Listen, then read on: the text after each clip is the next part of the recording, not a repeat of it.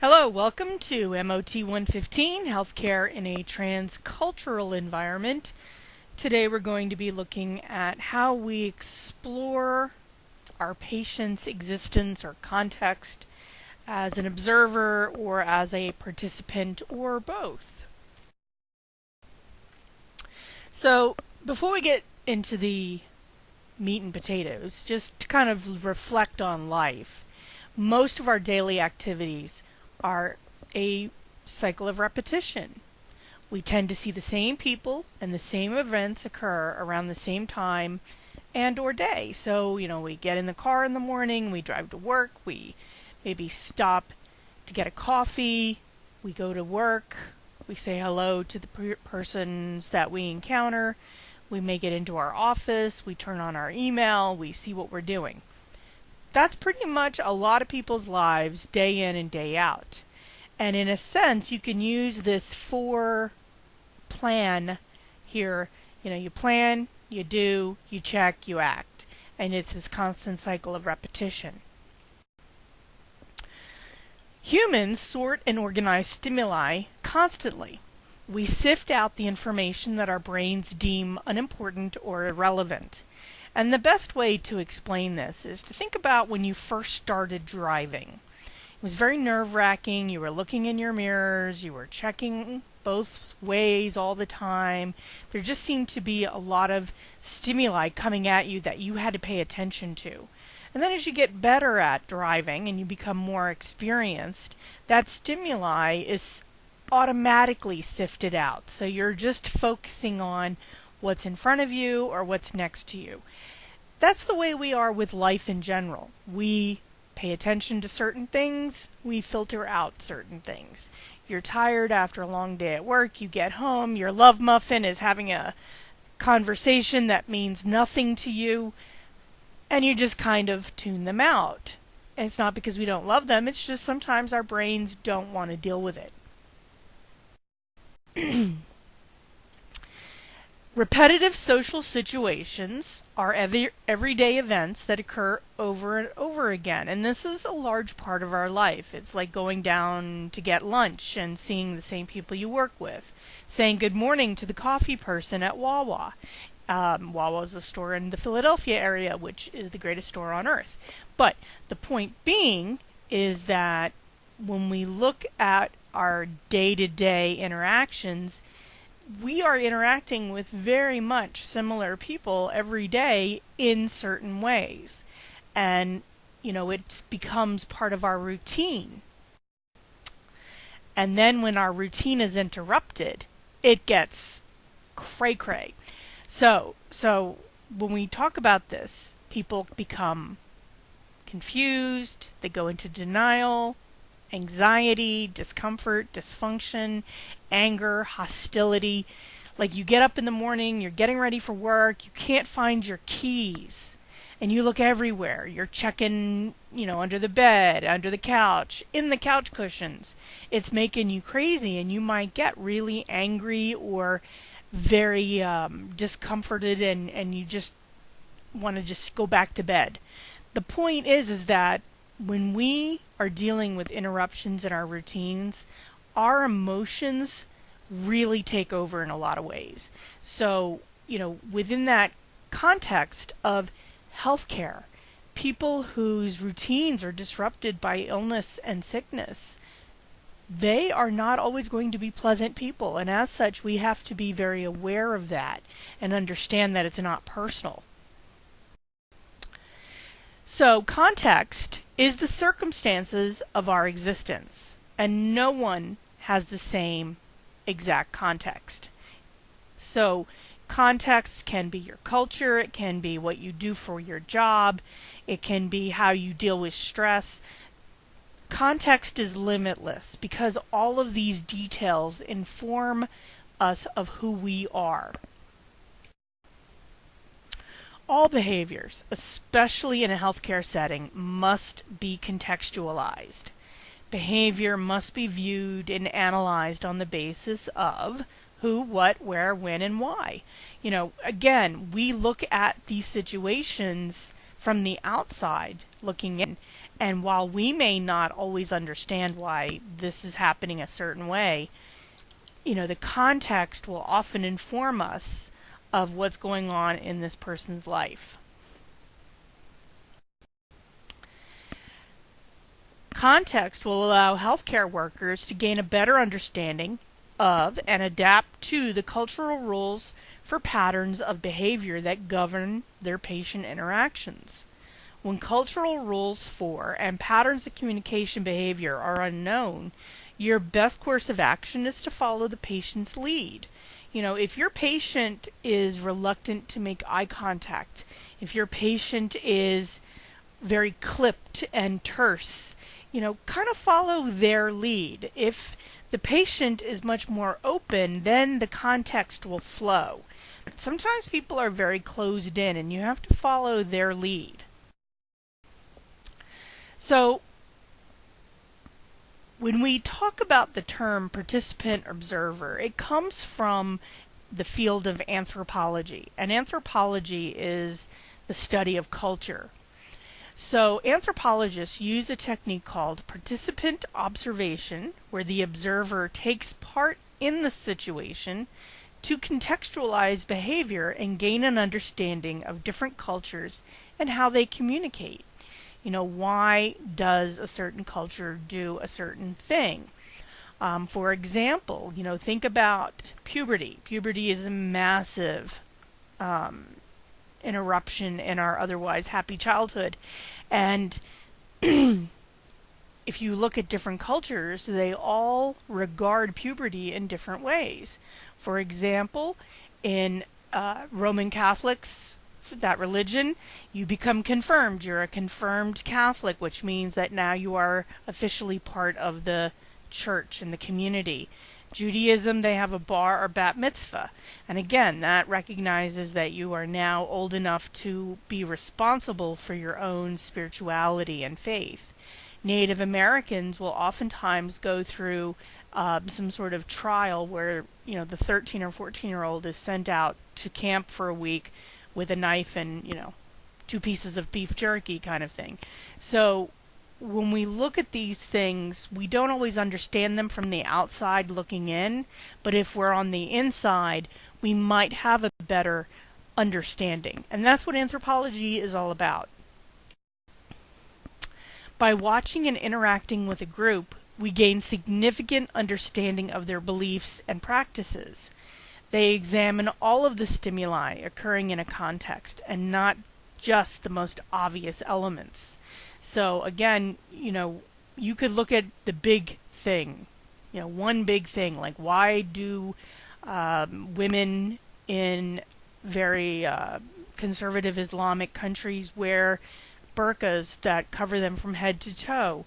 Well, unless you live in that environment, it's very difficult to understand it, which is why anthropologists go through these processes so they can truly understand it from literally the inside out.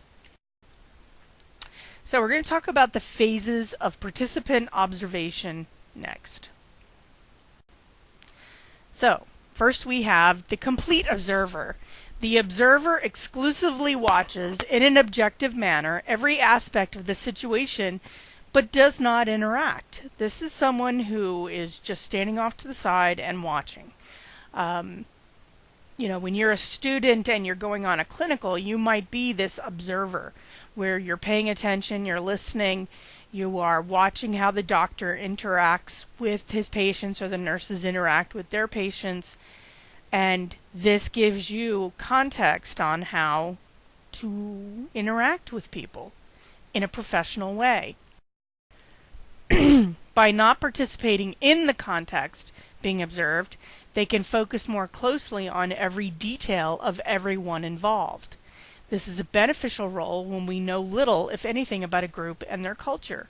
So when you're first starting out, especially as a student working in a healthcare environment, you need to watch not just the patient, but how the professional, the nurse, the doctor, the physical therapy assistant, therapist assistant, works with their patient, and you're observing both the healthcare employee and the patient.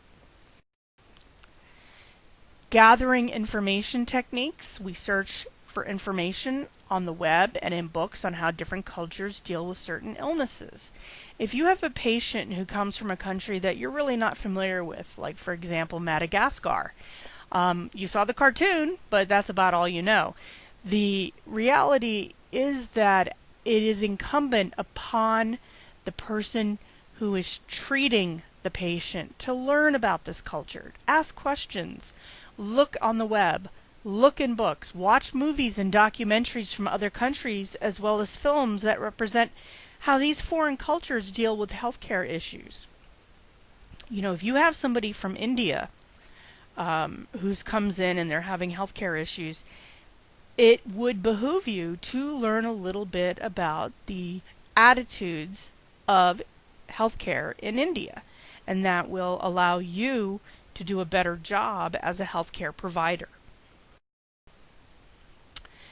Read fiction and nonfiction books about other countries, and there's some marvelous books out there in the world, and it's just a matter of, doing that old Google search or going on Amazon or whatever your favorite book site is, if you have one. Track down culturally specific newspapers in local neighborhoods. Pay attention and observe different cultures. How do they interact? Is there a clear delineation of subordinate behavior? So, in some cultures, the women are supposed to be deferent to the men, so the men do all the talking. In other cultures, the women do all the talking. So it depends on the culture we're talking about. Also, if you go into Chinatown, for example, there's going to be papers that are designated specifically for Asian cultures. If you go into the gay area in a neighborhood, there's going to be a newspaper for gay stuff, meaning, issues that are relevant to the gay community. And, it doesn't mean that you are appropriating their culture. You're learning about their culture so you can do a better job as a healthcare provider. Then there's the observer as participant, and this is usually accomplished through interviewing. Interview key informants to clarify impressions and inferences that have been made from previous observations. Interview and then observe and participate. So that interview portion is really going to set the stage for your initial interaction, and then as you get to know that person, you can participate in their healthcare experience much more fully. Then we have the participant as observer. Instead of spending the majority of the time observing, you become a participant by consciously using the cultural rules for communication behavior you have learned. So, for example, if you're working with someone who appreciates compassionate touch, a hand on a shoulder, or something, lots of eye contact, you have to then mirror that person so that you can better meet their needs by being culturally appropriate for them. Tape or video yourself on the job with the permission, of course, of everyone involved. Critique your behavior when you view or listen to it afterwards. Everybody hates seeing themselves on video or listening to their voice. They get over it. You get over it. You have to learn how to deal with your own participation in a situation, and the only way you can do that is learning how to critique your own behaviors. Ask your colleagues their opinion of your cultural sensitivity. Do you know what you're talking about? Do you feel that you are being culturally sensitive to the different groups that you work with? Your coworkers will hopefully be kind in their critiques and give you positive reinforcement and good suggestions. Look for verbal and nonverbal cues from patients that may confirm you are communicating effectively. If you have a patient who's scowling and who doesn't look at you and who just seems really annoyed, you're not doing a great job communicating with them. On the other hand, if somebody is smiling and nodding and they're open in terms of how they're addressing you, that is a good sign that you're being culturally appropriate with them. And then there is the complete participant, which is complete immersion in carrying out responsibilities within the healthcare environment. This is not recommended for newbies because as we engage in repetitive social situations, we constrict our view and focus on the tasks we need to perform. Being slightly detached allows for objective observation of actions, thoughts, and feelings. So we need to keep ourselves a little bit away from our patients. We don't want them to see us as their buddy as much as a professional who they can trust, so that, detachment, that objectivity is an important part of being in healthcare. Because although you can be compassionate, you can be kind, you can be helpful, you don't want them to see you as anything less than somebody who can help them. So we're going to talk about interviewing the patient next. Start with the grand tour question. Tell me what was going on in your life when you first started experiencing these symptoms. And for example, what is it like having to care for 3 children and an elderly parent? Find out what's going on in their family or their life, their home life. Just because a person is demonstrating specific symptoms, you have to also look at the why of the symptoms. Is it anxiety due to what's going on at home, or is there a more biological issue going on? And how does the illness affect your family? Is your family coping, or is it causing more stress and consternation? And finally, end with broad-based questions. Is there anything you can tell me that will be helpful? Because a lot of times the patient doesn't know how to interject something, but if you give them a very open style question, there's a really good chance they might open up. So again, being compassionate, being culturally appropriate, being kind, all of these things will help you get to the root of your patient's issues. So that's it for today.